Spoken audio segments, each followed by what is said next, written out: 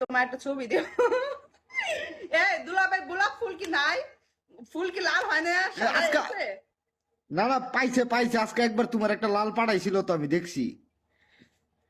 এটা আমার জন্য দিছে, মানে মানে বুঝলাম না দুলাভাই আসলে মানুষ কি চেঞ্জ করতে চাচ্ছে কিনা, পার্সন কি চেঞ্জ করবে দুলাভাই?